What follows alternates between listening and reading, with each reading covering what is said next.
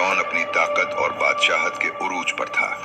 اس کی سلطنت میلوں تک پھیلی ہوئی تھی اور اس کے سامنے سر اٹھانے کی کسی میں جرأت نہ تھی۔ بنی اسرائیل غلامی کی زنجیروں میں جکڑے ہوئے تھے اور وہ ان پر ظلم و ستم کے پہاڑ توڑ رہا تھا۔ تکبر نے فرعون کو اس قدر اندھا کر دیا کہ وہ خود کو خدا سمجھنے لگا۔ میں تمہارا خدا ہوں۔ اور یہی اس کی زندگی کی سب سے بڑی بھول بنی۔ پھر اللہ رب العزت نے اس کے غرور کو توڑنے کے لیے اپنے برگزیدہ نبی حضرت موسیٰ علیہ السلام کا انتخاب فرمایا۔ اللہ کے حکم سے حضرت موسیٰ علیہ السلام اپنے بھائی حضرت ہارون علیہ السلام کے ساتھ اس کے عالی شان محل میں داخل ہوئے اور بے خوف ہو کر اللہ کے دین حق کی دعوت پیش کی۔ ساتھ ہی بنی اسرائیل کی آزادی کا مطالبہ بھی کیا، لیکن اقتدار کے نشے میں چور فرعون کہاں ماننے والا تھا۔ اس نے حق کو جھٹلاتے ہوئے حضرت موسیٰ علیہ السلام کا مذاق اڑا۔ نبی ہو تو اپنی سچائی کی کوئی نشانی دکھاؤ۔ اللہ کے حکم سے حضرت موسیٰ علیہ السلام نے اپنا عصا زمین پر پھینکا تو وہ لمحوں میں ایک خوفناک اژدھا بن گیا۔ پھر انہوں نے اپنا ہاتھ گریبان سے نکالا تو وہ سورج کی طرح چمک اٹھا اور تیز روشنی ہر طرف پھیل گئی۔ یہ مناظر دیکھ کر فرعون کے دل میں خوف تو اتر گیا، مگر اپنی رعایا کے سامنے وہ غرور سے چیخ اٹھا۔ کیا تم ہمیں اس جادو سے مروب کرنا چاہتے ہو؟ حق قبول کرنے کے بجائے اس نے ان معجزات کو جادو قرار دیا اور حضرت موسیٰ علیہ السلام کو ایک بڑے اور کھلے مقابلے کا چیلنج دے دیا۔ اگلے ہی روز فرعون نے اپنی سلطنت کے کونے کونے سے ماہر ترین جادوگروں کو جمع کر لیا اور پورے مصر کو اس عظیم مقابلے کے لیے بلا بھیجا۔ میدان لوگوں سے بھر چکا تھا، شور و غل ہر طرف گونج رہا تھا، جبکہ فرعون اپنے بلند تخت پر بیٹھا اپنی نام نہاد طاقت پر اکڑ رہا تھا۔ ایسے میں حضرت موسیٰ علیہ السلام عصا مبارک ہاتھ میں لیے پورے وقار اور روب کے ساتھ میدان میں داخل ہوئے۔ انہیں دیکھ کر جادوگروں نے طنزیہ لہجے میں کہا، اے موسیٰ، پہل تم کرو گے یا ہم اپنا کرتب دکھائیں؟ حضرت موسیٰ علیہ السلام نے نہایت پرسکون انداز میں فرمایا، پہلے تم اپنی مہارت دکھاؤ۔ یہ سنتے ہی جادوگروں نے اپنی رسیوں اور لاٹھیوں کو زمین پر پھینکا، جو نظروں کے دھوکے سے فوراً ہی خوفناک سانپوں کا روپ دھار گئیں۔ یہ کرتب دیکھ کر عوام حیران رہ گئی اور خوشی سے جھومتے ہوئے فرعون کے حق میں نعرے لگانے لگی، مگر اللہ کے برگزیدہ نبی حضرت موسیٰ علیہ السلام خاموشی اور وقار کے ساتھ یہ سب منظر دیکھتے رہے۔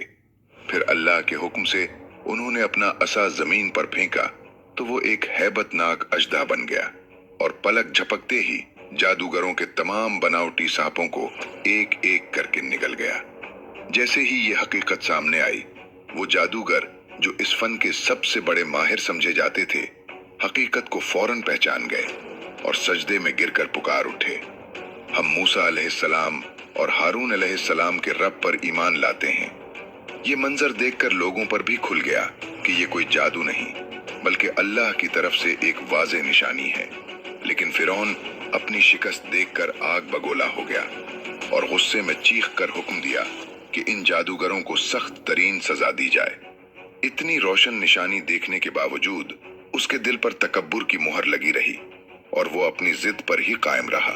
اس کے بعد اللہ تعالیٰ نے فرعون اور اس کی قوم پر اپنی پکڑ مزید سخت کر دی اور ان پر ایک کے بعد ایک ہولناک عذاب نازل ہونے لگے۔ سب سے پہلے ایک خوفناک طوفان آیا جس نے مصر کے گھروں، کھڑی فصلوں اور ان کے جھوٹے بتوں تک کو تہس نہس کر دیا۔ دریائے نیل پانی کی شدت سے بپھر اٹھا اور ایسی طغیانی آئی کہ دریا کناروں سے باہر بہنے لگا۔ یہ وہی نیل تھا جسے مصری پوجتے تھے اور اپنی زندگی کا سب سے بڑا سہارا سمجھتے تھے، اور آج وہی ان کے لیے عذاب بن چکا تھا۔ جب فرعون نے یہ تباہی دیکھی تو اس کے ہوش اڑ گئے۔ وہ گھبرا کر حضرت موسیٰ علیہ السلام سے منتیں کرنے لگا کہ وہ اپنے رب سے دعا کریں کہ یہ عذاب ٹل جائے۔ اللہ کے حکم سے حضرت موسیٰ علیہ السلام نے دعا کی اور طوفان تھم گیا، مگر عذاب ہٹتے ہی فرعون حسب عادت اپنے وعدے سے پھر مکر گیا اور ایمان نہ لایا۔ इस बदअहदी पर अल्लाह ने दूसरा अजाब भेजा। टड्डी दिल का एक अजीम लश्कर जो उनकी बाकी मांदा फसलों, दरख्तों और खाने पीने के जखायर पर टूट पड़ा। मिस्र की सारी मईशत चूंकि ज़राअत पर खड़ी थी, इसलिए उस अजाब ने उनकी कमर तोड़ कर रख दी और पूरी सल्तनत मुआशी बर्बादी का शिकार हो गई। अल्लाह ने फिरौन को वाज़े तौर पर दिखा दिया कि जिस सल्तनत और ताकत पर वो घमंड करता था, वो अल्लाह की कुदरत के सामने रेत का एक जर्रा भी नहीं। मगर इसके बावजूद फिरौन की हठ धर्मी बरकरार रही और वो ईमान न लाया। फिर अल्लाह ने तीसरा अजाब भेजा और बेशुमार मेंढक उन पर मुसल्लत कर दिए। घरों के हर कोने में भर गए, बिस्तरों में, दीगचों में, खाने में, यहाँ तक कि हालत ये हो गई कि कोई शख्स बात करने के लिए मुंह खोलता तो मेंढक इछल कर उसके मुंह में घुस जाते। ये एक निहायत अजियतनाक और घनाउना अजाब था। ये मंजर देखकर फिरौन एक बार फिर खौफजदा हो गया और हजरत मूसा अलैहिस्सलाम से गिड़गिड़ाते हुए वादा करने लगा कि अगर आप अपने रब से दुआ करें और ये मुसीबत टल जाए तो हम जरूर ईमान ले आएंगे। हजरत मूसा अलैहिस्सलाम ने रहम खाकर दुआ की और अजाब खत्म हो गया।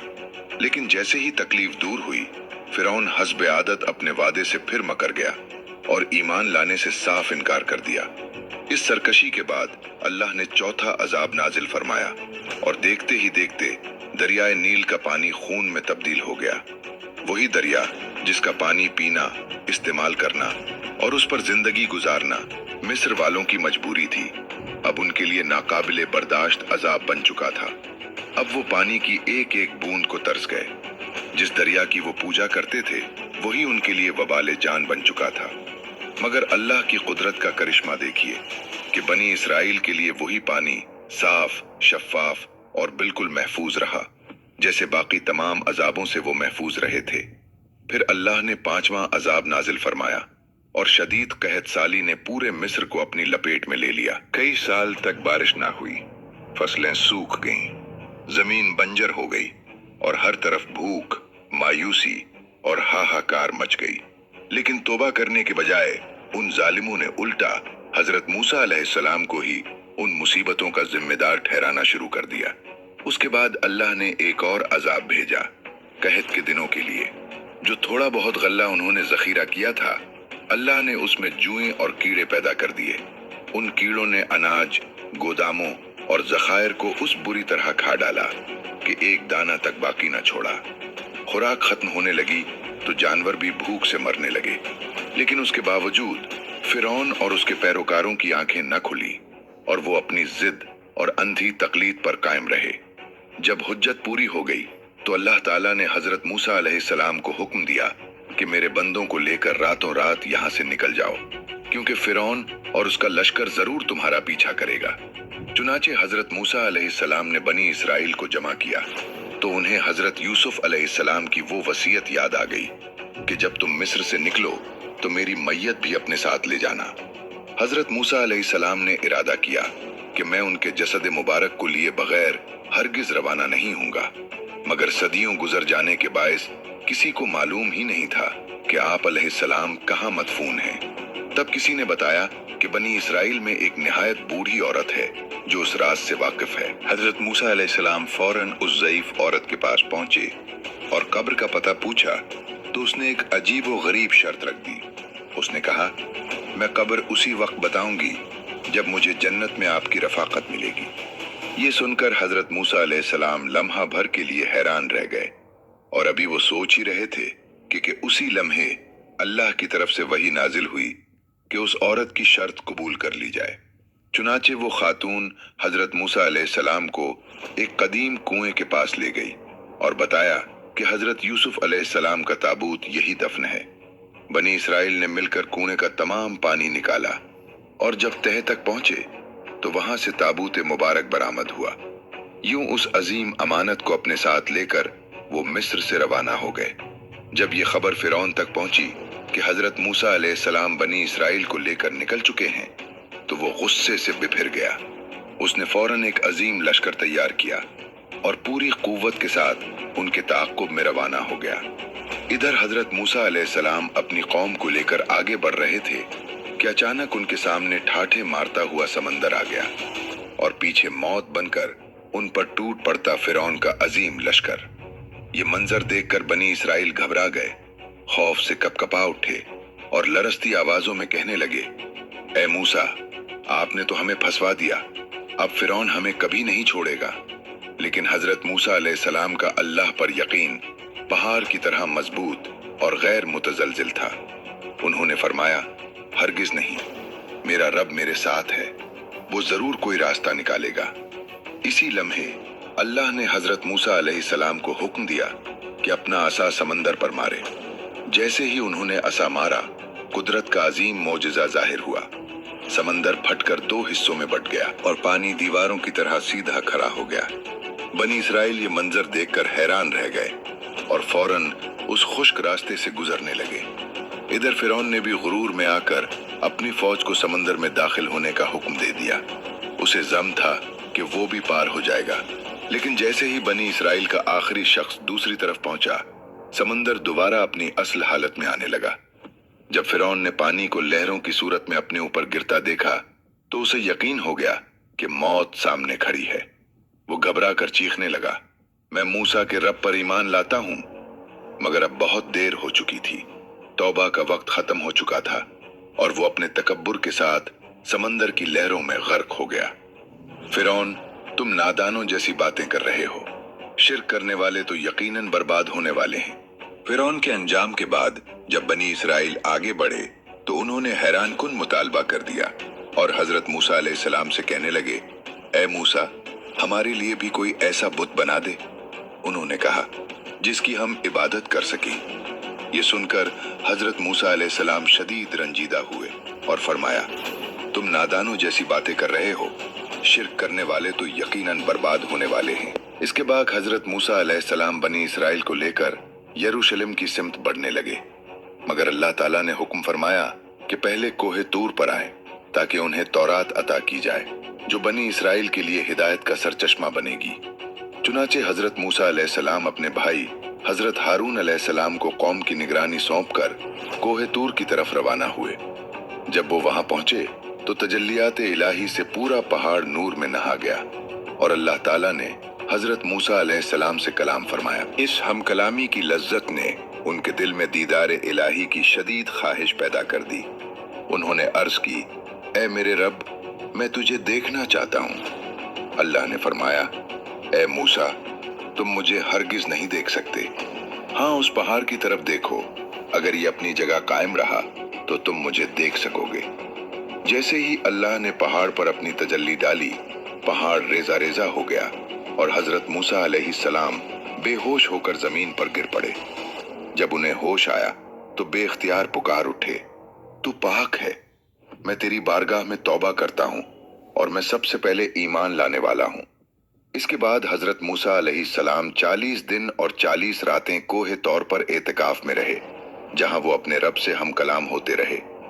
इसी मुद्दत के दौरान अल्लाह ताला ने उन्हें तौरात अता की, जो पत्थर की तख्तियों पर कंदा थी और जिसमें 10 अहकामात दर्ज थे। जब हजरत मूसा अलैहिस्सलाम ये मुकद्दस तख्तियां लेकर अपनी कौम के पास वापस पहुंचे तो वो दंग रह गए कि बनी इसराइल एक सोने के बछड़े की पूजा कर रहे हैं। गुस्से और जलाल के आलम में उन्होंने तख्तियां जमीन पर रख दी और अपने भाई हजरत हारून अलैहिस्सलाम के दाढ़ी और सर के बाल पकड़कर उन्हें खींचने लगे। मगर जल्द ही वो समझ गए कि इस फितने में हजरत हारून अलैहिस्सलाम का कोई कसूर नहीं। असल में सामरी नामी एक शख्स ने हजरत मूसा अलैहिस्सलाम की गैर मौजूदगी का फायदा उठाया। लोगों से सोना और जेवरात जमा करके एक बछड़े का मुजस्समा बना दिया और धोखे से कहा, यही तुम्हारा और मूसा का खुदा है। उसने बछड़े को इस तरह बनाया कि हवा उसके अंदर से गुजरती तो अजीब आवाज निकलती, जिसे देखकर जाहिल लोग उसे जिंदा समझकर उसकी इबादत करने लगे।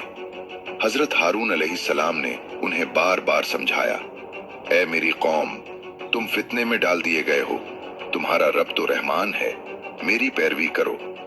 मगर वो हठ धर्मी पर कायम रहे और कहा, जब तक मूसा वापस नहीं आते हम इसी की इबादत करेंगे। हजरत मूसा अलैहिस्सलाम ने वापस आते ही अपनी कौम को शदीद डांटा कि तुमने मेरे बाद इंतहाई बुरा रवैया इख्तियार किया। फिर वो सामरी की तरफ मुतवज्जे हुए और पूछा, ए सामरी, تیرا کیا معاملہ ہے؟ تم نے ایسا کیوں کیا؟ سامری نے چالاکی سے جواب دیا، میں نے وہ چیز دیکھی جو دوسروں نے نہیں دیکھی۔ میں نے فرشتے کے قدموں کی مٹی کی ایک مٹھی اٹھائی اور اسے بچھڑے میں ڈال دیا۔ یہ سن کر حضرت موسیٰ علیہ السلام کا غضب بھڑک اٹھا اور انہوں نے فرمایا، جا، اب دنیا کی زندگی میں تیری یہی سزا ہے کہ تو لوگوں سے کہتا پھرے گا مجھے ہاتھ نہ لگاؤ، اور آخرت میں تیرے لیے وہ عذاب ہے جو کبھی ٹلے گا نہیں۔ اور اب ذرا اپنے اس جھوٹے معبود کو دیکھ جس کی پوجا پر تو جم کر بیٹھا تھا۔ ہم اسے جلا کر راکھ کریں گے اور سمندر میں بہا دیں گے۔ چنانچہ حضرت موسیٰ علیہ السلام نے اس بچھڑے کو آگ میں ڈال کر جلایا، اسے ریزہ ریزہ کر کے راکھ بنا دیا اور سمندر کی موجوں کے حوالے کر دیا۔ پھر اللہ کا حکم نازل ہوا کہ اپنی جانیں دے کر توبہ کرو، یوں جرم کرنے والوں کو ان کے گناہوں کی سزا